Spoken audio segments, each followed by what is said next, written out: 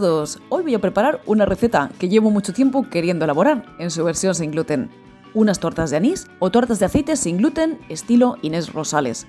Si bien existen algunas tortas de aceite comerciales más similares a una galleta, estas tortas son como las artesanas, finas y crujientes. Vais a ver que son muy fáciles de preparar y que el resultado es simplemente riquísimo. Te animo en este momento a que te suscribas a mi canal y que actives las notificaciones. Y vamos a ver ya cómo preparar estas tortas sin gluten al estilo Inés Rosales. Comienza mezclando los ingredientes secos. Esto que tengo aquí es almidón de patata. Si no dispones de él, emplea almidón de maíz, ya que el almidón de tapioca no da buen resultado en esta receta. Añade la harina de garbanzo. No te recomiendo sustituirla, ya que otras harinas cambian mucho el resultado.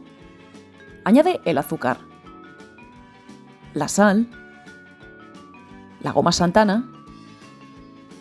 Añade también la canela, las semillas de sésamo y los granos de anís o matalaúva. Remueve para que se mezcle todo bien y si queda algo en grumo, como me pasa a mí, remueve con las varillas. Para esta receta voy a emplear licor de anís. Si empleas esencia, deberás reducir la cantidad y compensar añadiendo más agua. Bueno, pues añade el licor de anís, el agua y un buen aceite de oliva. Remueve nuevamente para que se integre todo bien. Al comienzo parece una pasta muy blanda, pero remueve bien. 1 minuto o 2. Esto sustituirá al amasado. Como ves, la masa tiene bastante más fuerza de la que parecía al comienzo. Con ayuda de una espátula engrasada, recoge bien la masa del recipiente. Divide en porciones de unos 30 o 35 gramos. De estas cantidades salen unas 10 tortas de unos 33 gramos.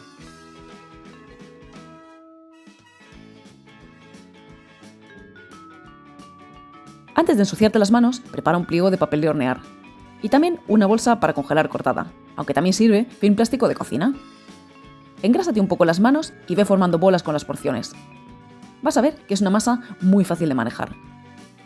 Las tortas artesanas se estiran normalmente entre las manos, pero como esta masa es algo menos resistente, puedes emplear un truco. Engrasa ligeramente la cara interior de la bolsa de congelados. Coloca una bola de masa y presiona con un objeto de fondo plano hasta dejarla bien fina.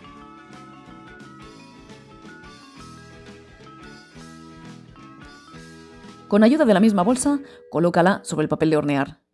Por supuesto, puedes presionarla directamente sobre el papel de hornear, pero cuidado, si es papel desechable, engrasa un poco allí donde irán las tortas.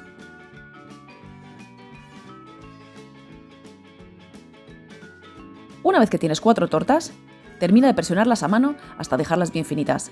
Hazme caso, para que queden ricas, tienen que quedar bien finas. Si quieres, puedes presionar directamente con la mano y no estirar con la bolsa, pero ese truco te ahorra bastante tiempo. Una vez que queden bien finitas, fíjate que las mías casi se transparentan, pincela con clara batida. Esto es opcional, pero le da un toque muy bueno. Y cubre con azúcar. Añade suficiente, ya que la masa en sí no es muy dulce.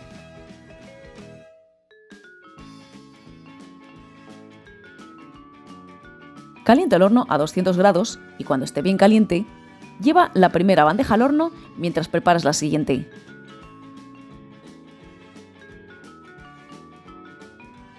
Introduce la bandeja en la parte media y hornea unos 8 o 10 minutos a 200 grados con calor arriba y abajo. En transcurridos 8 minutos, echa un vistazo para ver cómo están de doradas las tortas. No las tuestes mucho para que no amarguen. Estas dos de aquí están bien doradas. Las voy a retirar y voy a introducir la bandeja con las otras dos para que se doren un poco más. Voy a centrarlas un poquito. Y transcurrido 1 minuto escaso, ya están listas también. Voy a sacarlas y voy a meter la siguiente bandeja. No te recomiendo hacer varias bandejas al mismo tiempo, ya que como ves hay que estar pendientes para que no se quemen. Y cuando las tengas listas, déjalas enfriar preferiblemente sobre una rejilla. Notarás que al comienzo están algo blandas, pero en cuanto estén bien frías se ponen bien crujientes.